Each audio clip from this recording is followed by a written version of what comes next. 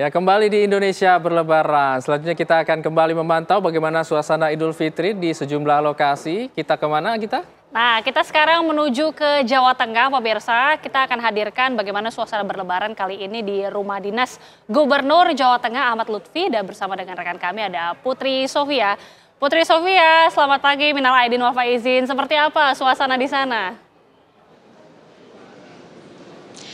Assalamualaikum warahmatullahi wabarakatuh. Minal aidin wal faizin juga Gita Malika dan juga Hijul. Di nuansa lebaran hari pertama ini, kami tim TV One ini berkesempatan untuk bersilaturahmi secara langsung di Wisma Perdamaian Semarang, Jawa Tengah, yang mana di Wisma inilah yang menjadi salah satu lokasi open house yang langsung dituan rumahi oleh Gubernur Jawa Tengah Ahmad Lutfi dan juga Wakil Gubernur Jawa Tengah Taji Yassin. Tadi kami memantau memang sudah banyak sekali tamu-tamu VIP dan juga para warga yang sudah mengantri nih langsung untuk bersilaturahmi langsung dan juga menyapa bagaimana nuansa lebaran yang ada di Jawa Tengah ini. Tapi kita penasaran sekali ya Gita dan juga Hijul, bagaimana apakah memang tradisi lebaran yang ada di Jawa Tengah ini seperti apa, dan kita akan tanyakan langsung dengan tuan rumah Jawa Barat dengan sudah bersama kami Bapak Gubernur Jawa Tengah. Selamat pagi Bapak Ahmad Lutfi. Selamat pagi para pemirsa TV One dan masyarakat lainnya.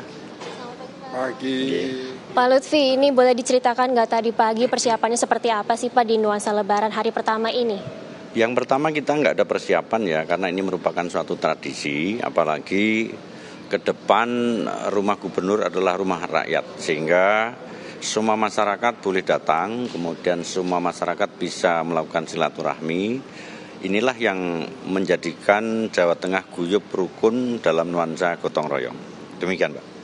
Tadi Bapak sempat menyebut gotong royong ya Pak ya. Sebenarnya kalau tradisi mungkin dari keluarga Bapak sendiri dia menyambut lebaran seperti apa sih Pak? Ada nggak? Mungkin adakah masakan yang disuka atau seperti apa Pak? Ya sama di mana-mana, terutama kalau Jawa Tengah itu lontong opor itu menjadi tradisi kita ya, lontong opor.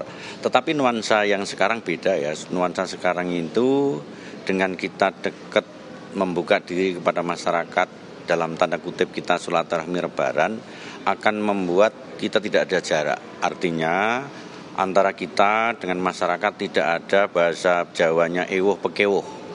Ewuh pekewuh itu tidak ada rasa sungkan, tidak ada jarak. Kita sebagai partner bersama-sama, duduk bersama-sama, bercerita bersama-sama. Inilah nuansa Jawa Tengah yang Jowo ni Jowo, yaitu Jawa Tengah. Demikian Mbak. Okay. Ini kan kita tahu kalau lebaran ini kan identik sekali dengan rasa kebersamaan sekaligus silaturahmi Pak. Ada nggak sih Pak kiranya program-program Bapak nih yang selaras dengan nilai-nilai tersebut? Ada, jadi kita membangun Jawa Tengah tidak seperti membangun telapak tangan. Jadi tidak membalikkan telapak tangan, dan kita tidak bisa membangun Jawa Tengah dengan sendiri. Maka kita harus menggandeng seluruh OPD, kemudian dengan stakeholder lainnya.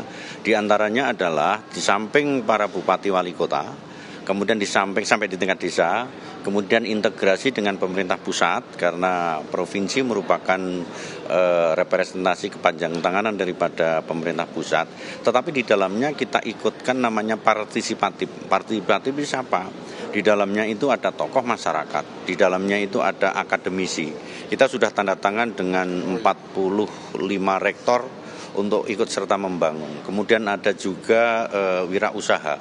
Kemudian media kita gandeng juga untuk partisipatif, sehingga ke depan Jawa Tengah ini together we can, bersama-sama kita bisa. Demikian Mbak.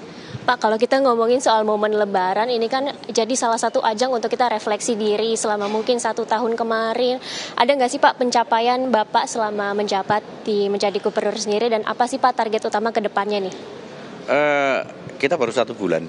Nah 1 bulan, tetapi setiap kegiatan kita sudah punya timeline program. Contoh misalkan 2025 kita akan prioritaskan infrastruktur, baik itu yang dari provinsi, kabupaten kota, kemudian desa. Apa itu infrastruktur? Jadi infrastruktur, semuanya kegiatan infrastruktur. Infrastruktur sekolah yang menjadi kewajiban provinsi, SMA dan lain sebagainya kita bangun. Mereka yang rusak. 2.600 rusak, 2016 harus clear. Kemudian infrastruktur jalan. Infrastruktur jalan baik nasional, provinsi, kabupaten kota, sampai desa bersama-sama bangun infrastruktur. Infrastruktur khusus jalan mereka kita utamakan bagi jalan-jalan yang untuk meningkatkan perekonomian masyarakat. Kemudian infrastruktur pertanian, kita sudah punya embung, misalnya embung yang dari Jakarta atau PUPR, kita tembuskan tersier, kemudian sekunder, semuanya harus kita lakukan. Artinya provinsi akan membangun infrastruktur pertanian sebagai lumbung pangan nasional, termasuk infrastruktur sumber daya manusia. Kemudian termasuk juga infrastruktur lain yang ini semua adalah untuk menopang pada tahun 2026 nanti adalah swasembada pangan. Ini prioritasnya, sehingga dalam kegiatan RPJMD kita harus selaras dengan RPJM nasional sampai tingkat desa, harus tarikan nafas bersama-sama, sehingga mereka akan nampak, mereka akan kelihatan, dan masyarakat akan melihat. Demikian, Mbak. Okay. Pak, melihat kemarin kegiatan Bapak ini sangat padat sekali pada bulan puasa ya Pak ya. Di momen lebaran ini Pak, bagaimana sih Pak melihatnya momen kebersamaan tidak hanya dengan warga tetapi juga dengan keluarga sendiri? Seperti apa Pak? Keluarga merupakan bagian negara yang terkecil. Sehingga di dalam keluarga ini akan mencerminkan bagaimana kita mengelola manajemen daripada negara, dalam hal ini provinsi. Pada saat kita hadir di tengah-tengah masyarakat, maka masyarakat menjadi objek bahwa mereka adalah keluarga kita. Termasuk di tengah-tengah keluarga, saya yakin dan percaya siapapun yang menjadi kepala rumah tangga, mereka harus punya tanggung jawab dalam rangka memberikan kebersamaan masyarakat. Siapapun yang memimpin di wilayah kita, dia harus punya tanggung jawab dalam rangka mempertanggungjawabkan di mana masyarakat punya konstituen. Demikian, Mbak. Pak, rasanya kurang kalau enggak memberi pesan-pesan nih untuk warga Jawa Tengah, ada nggak Pak sedikit nih di momen lebaran ini?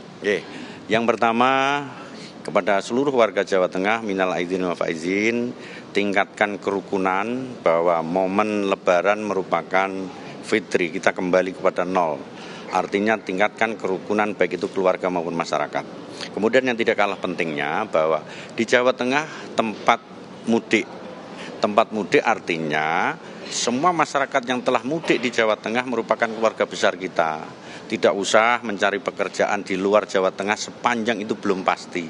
Saya yakin kita dengan seluruh aparatur negara di tempat kita akan memberikan jaminan bagi mereka untuk membangun wilayah kita. Itu pesan kita. Okay? Kalau dari Bapak Wakil Gubernur ada sedikit pesan-pesan Pak untuk warga Jawa Tengah sekiranya? Ya, tadi yang disampaikan Pak Gubernur bahwa kita saat ini kembali ke fitrah, ke depan tentu yang terbaik untuk menjaga kefitrahan adalah saling mengingatkan. Baik mengingatkan ke dalam kebaikan atau dalam kesabaran. Dan di dalam kesabaran ini bukan karena musibah ya, tetapi yang diperintahkan dalam kesabaran itu adalah melakukan kebaikan itu harus sabar. Seperti Mas Lutfi, gubernur kita, melakukan perbaikan jalan itu harus ada kesabaran. Sehingga alhamdulillah bisa dirasakan oleh masyarakat yang mudik ke Jawa Tengah atau yang melintasi di Jawa Tengah dengan kelancarannya. Terima kasih banyak Pak Ahmad Lutfi dan juga Pak Taji Yassin tadi sudah menerima kami dengan sangat welcome di rumah dinas ini. Terima kasih banyak Bapak, minal aidin wal faizin. Dan itu tadi pemirsa, kami sedikit berbincang-bincang bagaimana nilai-nilai dan juga tradisi lebaran yang ada di Jawa Tengah. Dan saat ini memang sudah banyak sekali warga-warga yang masih menunggu dan juga akan bersilaturahmi dengan Gubernur dan juga Wakil Gubernur Jawa Tengah di sini. Untuk sementara demikian, Agita dan juga Hijul kami kembalikan ke Anda di studio. Baik, terima kasih Putri Sofia mengabarkan langsung dari Semarang, Jawa Tengah. Selamat bertugas kembali.